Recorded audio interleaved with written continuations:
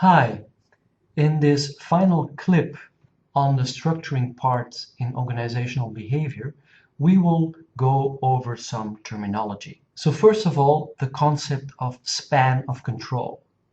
Span of control basically means the number of subordinates that report to a particular supervisor.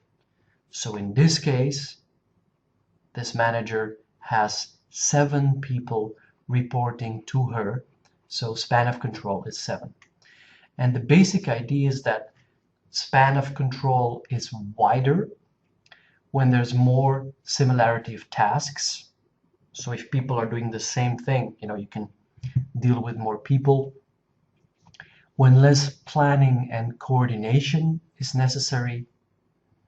Also when people themselves are more competent, responsible, and able, which means you do not have to follow them up all the time.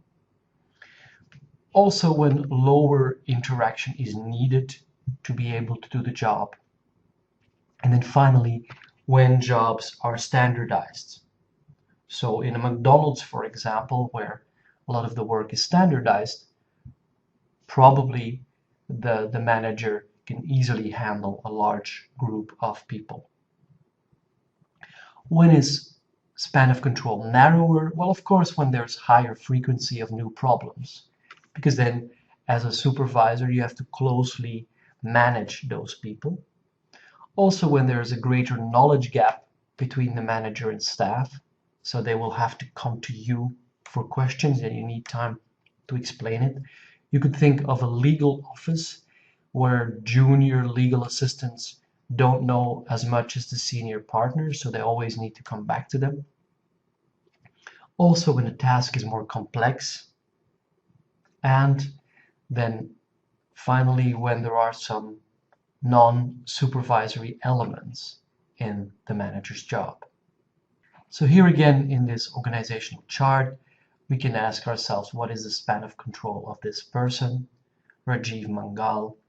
And then you see that all those people actually are reporting to him, so you can add up how many those are. Yes, you could ask yourself, well, what is the span of control of the accountant, of the director of operations? Then we see accountant, banqueting manager, facility manager, restaurant manager, executive chef. So that means 5 people are talking to the director of operations, are his span of control. Here are a few other definitions. Well, for example, what is a line worker? A line worker, you use that word for somebody who is directly responsible for something. A line worker could be in a factory, somebody responsible for a particular product like Heinz ketchup, and that person is making that. Staff employees very often are people at headquarters who are specialized experts and have an advisory role. For example, the legal department in a facilities management operation or in a hotel. So very specific, specialized experts. What do we mean by a functional relationship? Well, that means that a particular staff employee receives the authority from the top on a specific topic. And that's normally what line managers follow in the functional relationship. So you could say the head of the legal department could, for example, be human resources management. And then what do we mean by something called the chain of command? Well, that's the unbroken line of authority from top to bottom. Typical example of chain of command is the army, where you say the general is really the head, then you have colonels under it, then you have lieutenants and captains.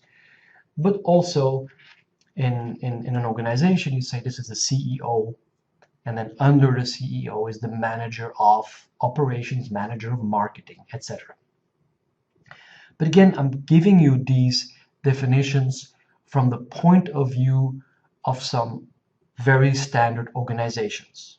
there are some organizations who have decided not to work in such a way, or where, for example, the chain of command is there's the owner, or there's 5 people who are owners, and then directly you have all the staff. So no different layers between it. And there are organizations where there are no staff employees, where, for example, somebody in a hotel is a waiter, but he's also the legal expert. He's also responsible for recruiting new people together with his team, so you don't need a staff. But here are examples of how in standard ways things are done. Here are some examples of departmentalization. If you decide to do this, well, you could do it in a functional way. The production department, that's a function. Finance department, marketing, human resource department. So divided up in functions. You could also say we divide it up in processes, so in what we do in activities. Well, this one, let's say you're a factory making sweaters. Well, we take care of the spinning of the cloth. We dye it in a particular color. We weave it, and then we print labels or things on the cloth. You could also do a departmentalization according to products. So you say, well, here we have our 2-wheelers, all our bicycles, 3-wheelers, 4-wheelers, and here we have heavy motors. Another way is in terms of geography. Well, you take care of the Middle East, we'll do Western Europe and Africa, you do North America and Latin America, etc. Or the north of Holland, the west of Holland, etc. You can also do it in terms of customer departmentalization. So we'll take care of foreign customers, you do the domestic ones, you do the wholesale ones, and you do the retail ones. Yeah. Or in a hotel, with customer relationship management, you could say, well, you take care of the most frequent A-level guests, and others take care of something else. But there are also types that are combined. So in terms of the product department, you then have purchase plus quality, and in sales and marketing, sales pricing. So and some things overlap each other. You can also do it in terms of shifts. You start in the morning, evening, or night, for example. And also you can just call them a division. Give it a number. Division A, B, C, D, a letter or number. So these are all ways in which you can chop up your business.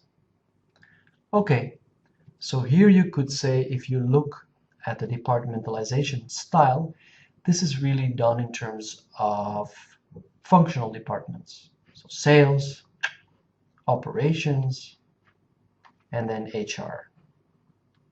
Yeah. With the biggest one being operations. And then here, for example, in terms of purchasing, we have it then according to a particular task that somebody does. This is an F&B controller. This takes care of maintenance, and this takes care of cleaning and stewarding. So this could be